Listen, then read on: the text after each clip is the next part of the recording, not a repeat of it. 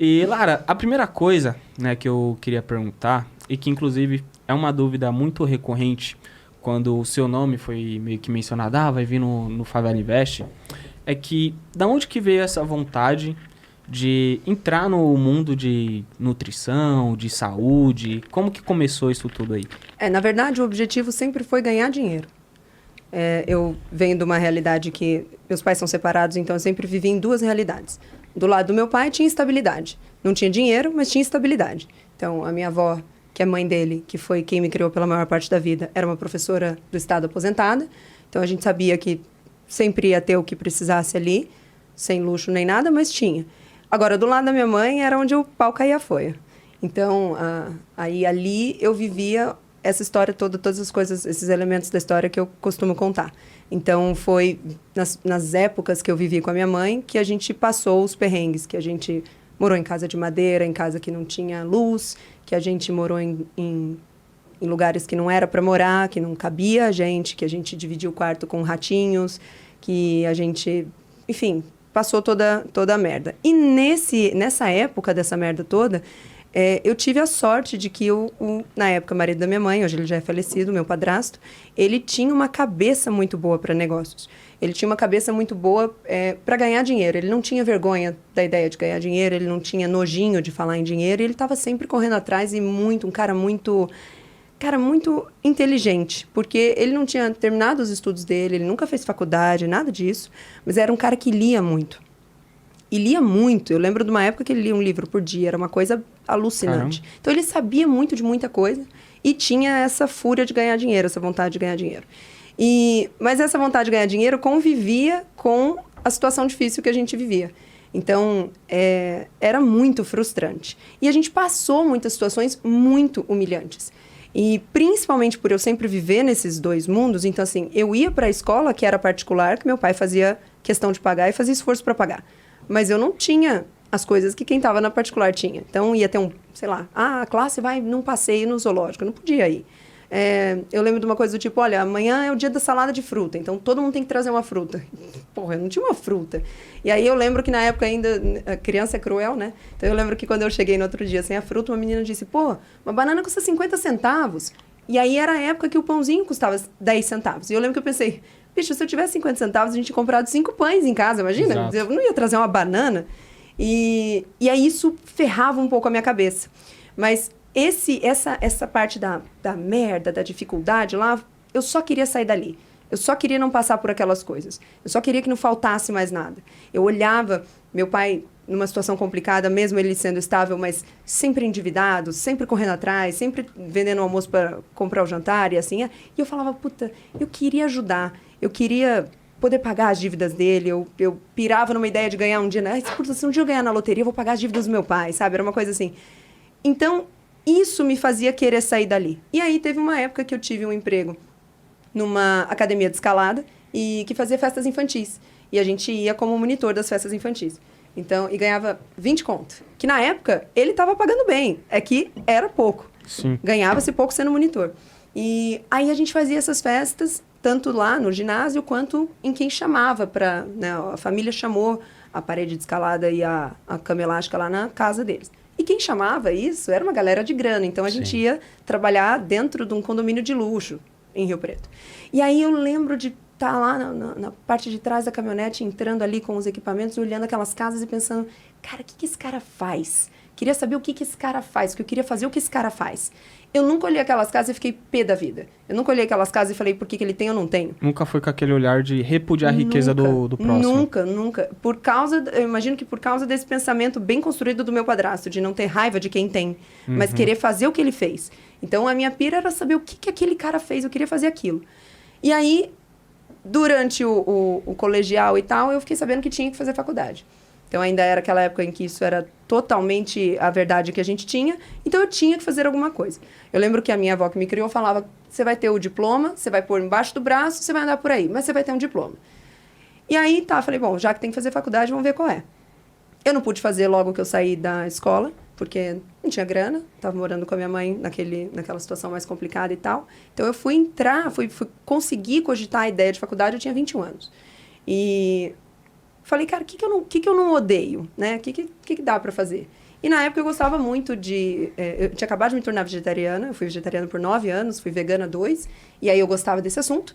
E eu sempre gostei demais da área esportiva. Sempre fui alucinada por atletas de Olimpíadas, sempre acompanhei a Olimpíada de inverno, aquela que ninguém vê, do curling, sabe, e tal.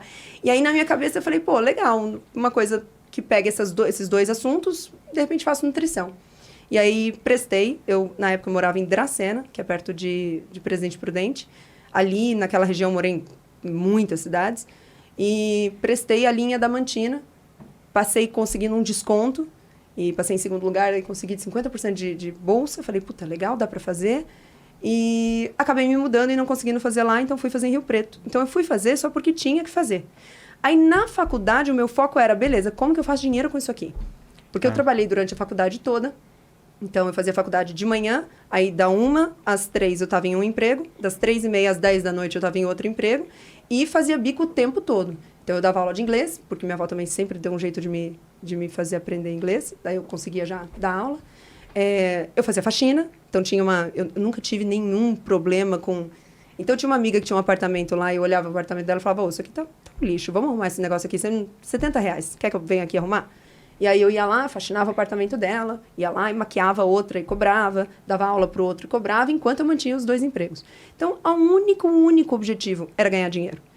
Daí, é isso que é uma coisa assim, você me vê hoje bonitinha assim, mas eu já fui doída e sofrida. Então, naquela época, pô, não tinha nada mesmo. Era uma coisa triste. Então, assim, teve um acontecimento que meu pai adora contar na mesa de domingo, que uma vez um mendigo da rua me deu dinheiro.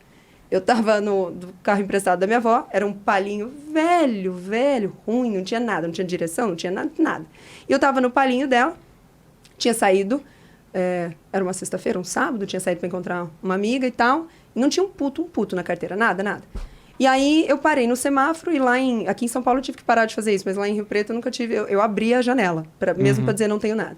E aí eu tô voltando para casa, frustrada e tal, à noite, e aí o cara parou, pediu uma grana. Eu abri a janela e falei, mestre, eu tô sem nada. Eu falei, eu queria tomar uma cerveja, hoje eu não tenho, então me desculpa, hoje eu não tenho nada. Ele olhou pra mim e falou assim, você vai tomar uma cerveja hoje? Aí ele tirou do bolso 5 e me deu. Na hora, foi tudo muito rápido, eu peguei o dinheiro, o sinal abriu e eu saí. Mas na hora que eu saí, eu falei, caramba, eu peguei 5 dele, não, de voltar. E aí eu dei a volta pra tentar achar ele e não achei ele. Mas o mais legal é que, muitos anos depois, eu acho que faz uns 2 anos isso, uma pessoa achou esse cara lá em Rio Preto. Ele mesmo. E filmou, ele falou, uma vez você deu R$5 pra Lara e tal, porque ele era um cara bem característico, assim, ele era meio poeta, meio artista, então todo mundo conhecia ele. E aí, ele todo maluco, beleza, falando, que bom que ela tomou uma cerveja aquele dia e tal. E, então, mesmo estando lá, mesmo fazendo faculdade, era uma ferrada, não tinha dinheiro pra nada e tal. Então, o objetivo era esse, era ficar rica. Terminei a faculdade pensando como que eu vou fazer dinheiro. Sem nenhum tipo de apego com a profissão, que eu não tenho até hoje. Então, sempre foi uma coisa do tipo, eu estou nutricionista. Se amanhã a nutrição não der mais dinheiro, eu dou um outro jeito. E foi assim que, ao longo do tempo, as coisas começaram a acontecer. É interessante que é uma história que muitos vão se identificar, inclusive a gente também. Também sou filho de pais separados e percebo que a realidade de 2 famílias, que uma com condição, não milionária, mas com mais estabilidade, Estável. a outra sem nada. Eu também vivi isso e sempre pensei em fazer dinheiro. Muitas pessoas às vezes passam por essa situação e se deprimem, né? Acabam desistindo da vida. E eu acho que tanto eu quanto você usou isso como combustível, raiva mesmo, para mudar aquela situação. Por que o cara tem a casa lá? O que ele faz para ter isso? Eu não vou ter raiva da casa, eu quero uma igual. Então, Exato. na realidade, hoje, a possibilidade de ter uma condição melhor, ela veio de lá atrás, de saber que esse momento que se passa, ele não pode ser eterno.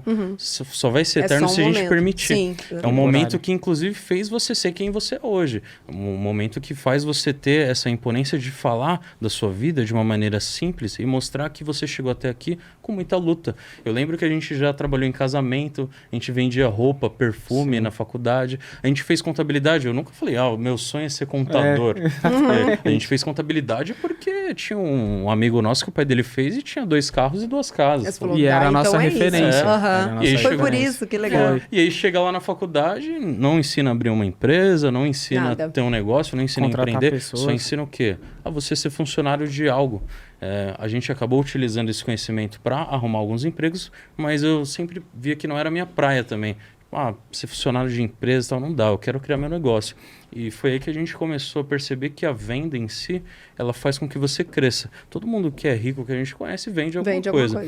De qualquer forma, tem que vender. Então, o mundo é movido assim, o capitalismo é assim. E a gente tem que saber que se o jogo funciona assim, a gente tem que buscar conhecimento para isso. Mas muito legal saber que seu padrasto já lia bastante, Então, né? agora tem uma coisa na tua, não sei se na faculdade de vocês, mas assim, que na minha, por ser área da saúde, ainda piora um pouco isso, que é, na minha, e nesse lance da área da saúde, tem mais um agravante sobre isso, que é você tá lá para ajudar uma outra pessoa. Uhum. Então, na verdade, a priori, é até feio que você cobre. E não à toa, a maioria dos profissionais de saúde não sabe cobrar e tem vergonha. E eu digo isso E principalmente... nem são ensinados, né? Não são ensinados, porque é um dom, sabe? Poxa, você tem um dom de ajudar pessoas. Então, aí você pega uma gineco, ela tem um dom de trazer uma criança à vida. E aí você vai cobrar, que coisa feia. E isso é até mais pela nossa cultura, né? Por essa coisa de ser feio vender, ser feio, porque a gente tem aquela referência que o cara que vende é um cara chato, é um cara que te aborda e você, na verdade, não quer, mas ele vai conseguir tomar de você. Ou tá vendendo que precisa de alguma coisa. tá Tá mentindo pra você, necessitado, o produto exato. dele é ruim, na verdade. E a gente fica tão incrustado com essa ideia de que vender é ruim, que qualquer coisa que vai vender, a gente fica com vergonha de vender. Infelizmente no Brasil, a gente tem essa péssima cultura de querer fazer dinheiro, né? Eu acho até de uma forma meio engraçada que a maioria da população quer ser rica financeiramente. Só que parte da população enxerga a riqueza das outras pessoas de uma maneira que tá repudiando, fala assim, pô, aquele cara ficou rico roubando, aquele cara ficou rico passando outro para trás. E a gente sabe que a maioria não é assim. Existe uma parcela pequena, né, e essas pessoas têm que ser colocadas de lado, mas a grande parcela que enriqueceu, geralmente foi ajudando outras pessoas, foi vendendo um serviço, um produto que, de fato, facilita a vida dos seus clientes. E aí, quando a gente olha dessas pessoas que querem ter essa riqueza, a pessoa fala, não quero vender nada, mas ela já vende a hora dela e não tem a consciência disso, já não tem a consciência disso. E aí, muitas vezes ela se vê ali frustrada, reclamando da vida que ela tem, e quando a gente oferece uma solução, um caminho, fala, pô, você tem algum conhecimento, né? Hoje falando aqui de marketing digital, de internet, de Instagram, YouTube e tudo mais, é o que a gente estava comentando antes, pô, a barreira de entrada é muito baixa. Muito baixa. Né? Então, se a pessoa tem um conhecimento, como a gente... A maioria do conhecimento sobre investimentos foram através de livros, né? Livros atrás de livros.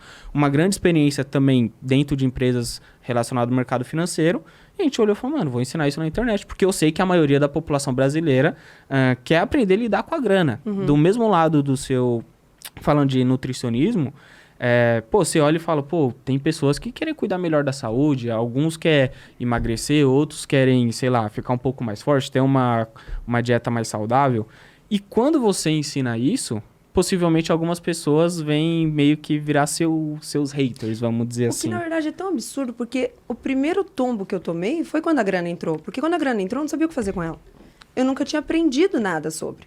Então, eu lembro da primeira bolada que eu ganhei com a internet e tudo mais, eu torrei tudo. A minha sorte é que continuou entrando. Mas eu torrei, porque quando o dinheiro entrou, eu ajudei todo mundo, eu paguei conta de um, eu comprei coisa pro outro, eu mandei o outro estudar fora, eu viajei para onde eu queria, meu sonho era viajar, comprei tudo que eu queria, e aí eu falei, e agora? Não tem mais dinheiro. E agora? E eu não tinha em casa essa cultura de guardar dinheiro, O que eu entendia de guardar era guardar mesmo. Então, eu lembro que a primeira vez que eu falei, na época era Snapchat, eu me filmava e eu falei, gente, tem que guardar, não sei o que, tal, né? Não, eu sei. Aí eu falei, eu sei, tem tipo poupança, previdência privada. E aí uma menina mandou uma mensagem e falou assim, Lara, pra você falar poupança e previdência privada, você não sabe de nada. Pelo amor de Deus, estuda tipo assim, sobre exclui isso. agora, tá ligado? Exclui agora. E aí, foi muito interessante, porque foi na época que eu gravei pela primeira vez um produto online, que foi com o Bruno Perini, que você conhece. E aí, a gente estava lá gravando e tudo mais, e aí paramos a gravação e fomos almoçar. E eu já ganhava muito bem, já tinha entrado muita grana, e eles sabiam. Ele e a Malu, mulher dele, sabiam. Então, a gente sentou para almoçar, e a gente já estava mais íntimo, né, e tal, e aí eles falaram assim, Lara, Ele falou, eu e a esposa aqui, a gente tem uma aposta entre nós aqui, a gente quer saber quem ganhou. Que é o seguinte, a gente tem aqui um número de quanto você tem guardado, quanto você tem de patrimônio investido. A gente vai falar para você o número, você fala quem chegou mais perto. Eu falei, tá bom. E aí ele falou, eu acho que você tem uns 200 pau guardado. Aí ela falou, não, eu acho que você tem uns 350 pau guardado. Cara, eu tinha R$2.200 guardado. 2.200 numa poupança. Na poupança, isso que eu ia falar, possivelmente na poupança. 2.200. Na hora que eles... Mas aí, assim, eu sou muito rápida de não ter problema nenhum em entendi e mudo agora. Na hora que eles falaram isso pra mim, foi um baque. Ali na frente eu não falei nada, mas fora dali eu chorei. Porque daí eu falei, caraca, era pra eu estar guardando. Cacete, é verdade, tem que guardar. Nossa, caramba. Então, assim, naquele momento eu falei, beleza. Então, deixa eu aprender o que tem, deixa eu aprender a guardar, deixa eu aprender a fazer. Mas não teve essa preparação nunca. E eu não estava sendo criado por pessoas completamente ignorantes. Meu pai também fez faculdade. Minha avó também foi formada. A minha mãe também. Então, de onde faltou, né, essa... A gente percebe que, infelizmente, essa cultura de repudiar a grana faz com que as pessoas até nem se interessem em saber como lidar com ela, né?